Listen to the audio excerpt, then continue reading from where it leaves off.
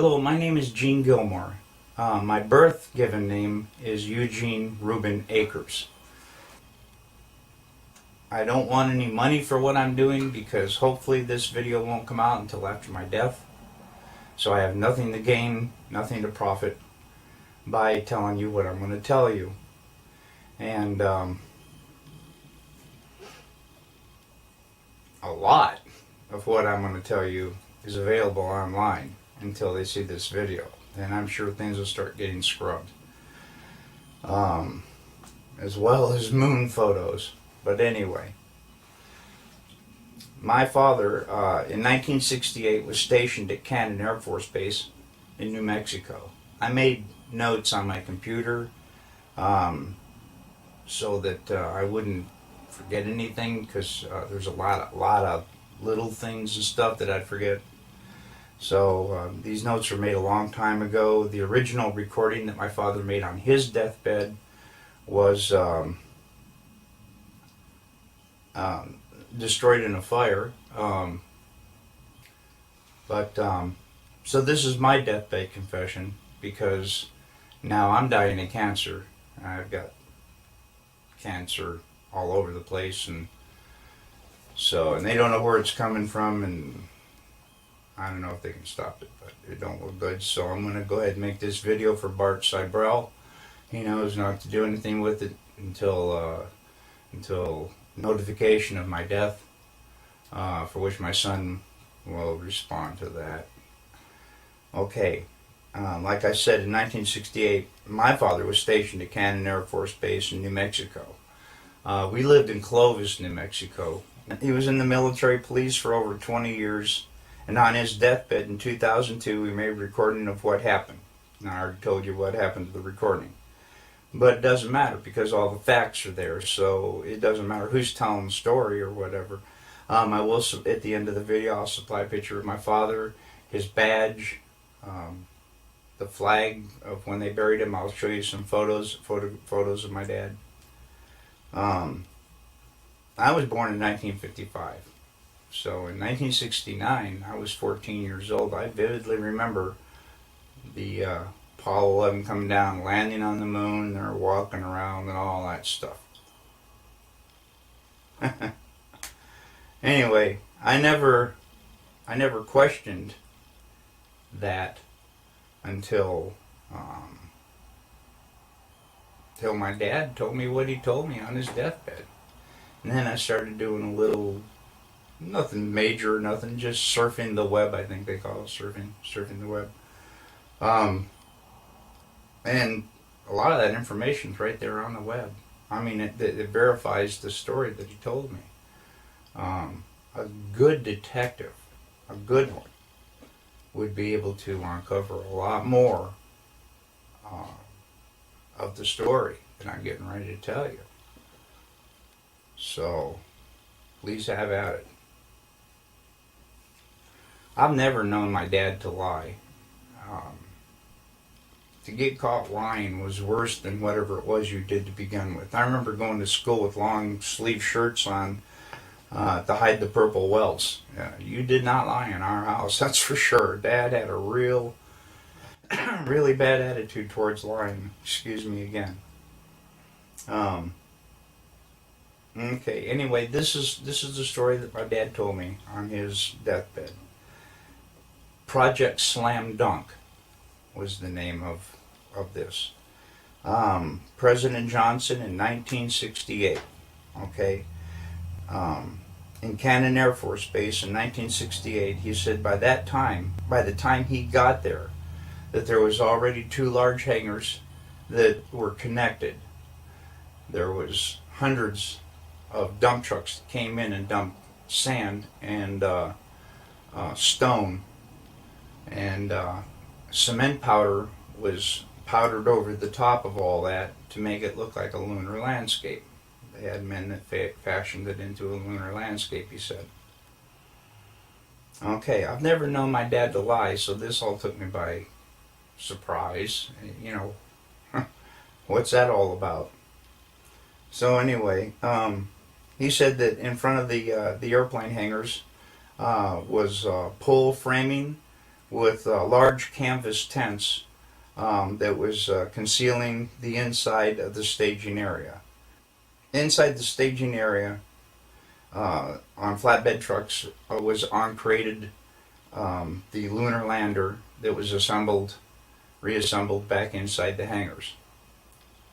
All of the walls were painted flat black, and the ceilings as well. He was sworn to secrecy by the NSA, and they would put him in prison for breaking that oath. When Dad saw the moon landing on TV, he cried. He said he knew that what he had witnessed on TV was exactly what they recorded in that hangar. There was no reason for them to go flying around and everything. They had detailed high-definition photos of the landing area. There was no reason for them to go flying around to a different landing area that almost exhausted their fuel, except for drama, because everything had gone so smoothly. Nothing, so it had to be something. Anyway,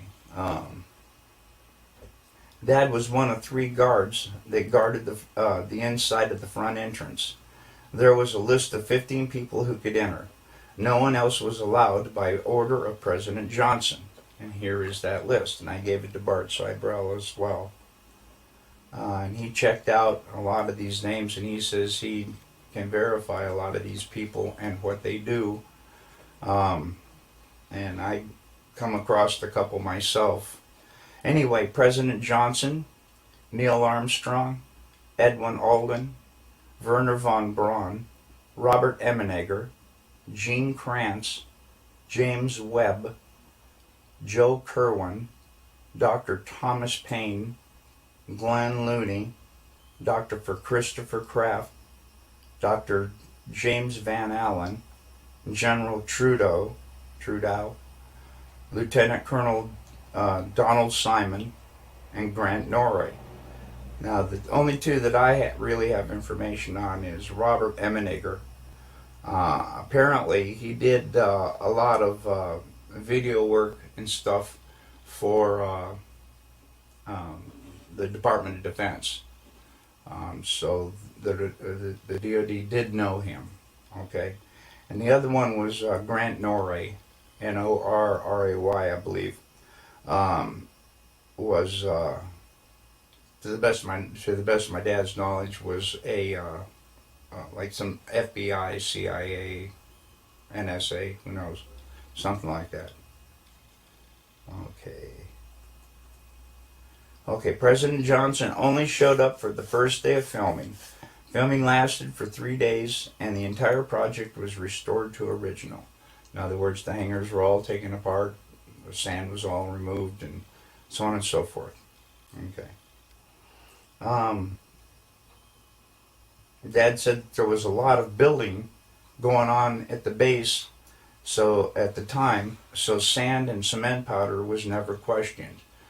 I can see how they could smuggle that all in within everything else that's going on. Since 2002, I have dug up, I already told you about that, the evidence for the moon landing that I have found. If you go to Google and go to Cannon Air Force Base website, they admit that President Johnson was there. The lunar lander was there. The astronauts were there. I also have verified some of the people on the list were there. I also verified there are a lot of building going on in the base, just as he had told me. And all of this was going on at the same time, on the same date. Dad told me all these things father to son. He also told me not to ever tell anyone what he had said, but he said on his deathbed that he had to tell somebody before he died because it was just too important not to tell. I sure as hell wasn't going to tell anybody. Yeah, I feared for my wife and me and my son, and I'll tell you why. Ever since I contacted Bart Seibel, I think they may be listening to his phone once in a while, because I never had any problems until I contacted him and told him my story. Now,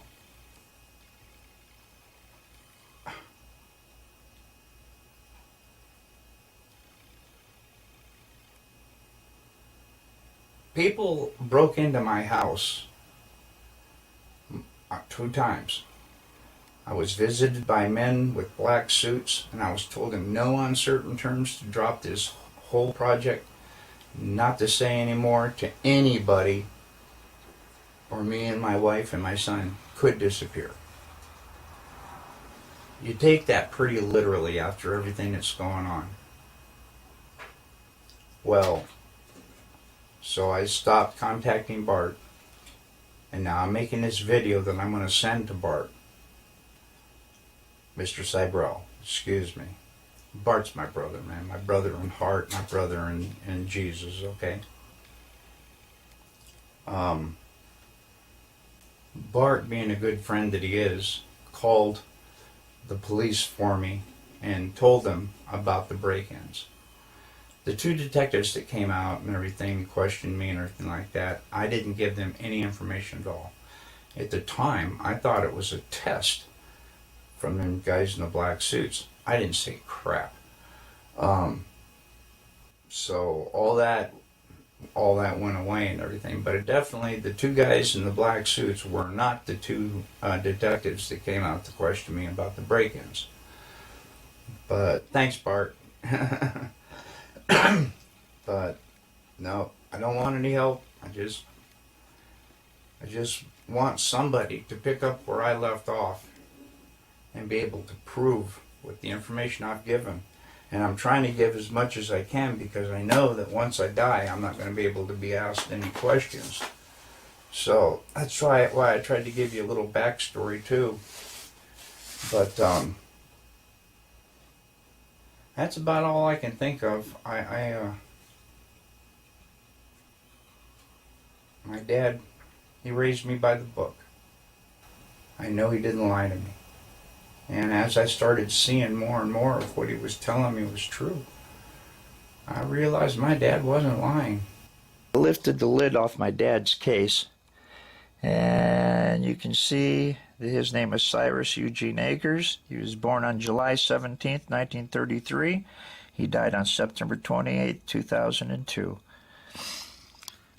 Here's his badge, and I wanted to see if I could get as close as possible so that you can read the numbers on the bottom, which are, okay, there it is.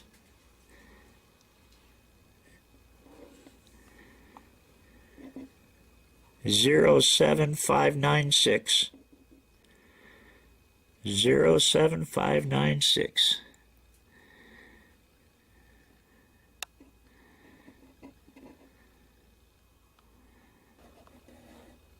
That's my dad.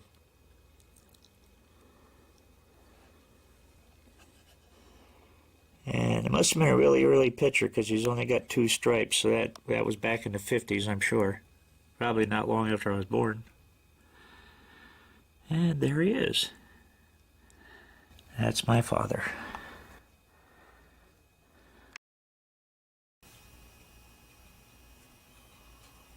My dad, he raised me by the book.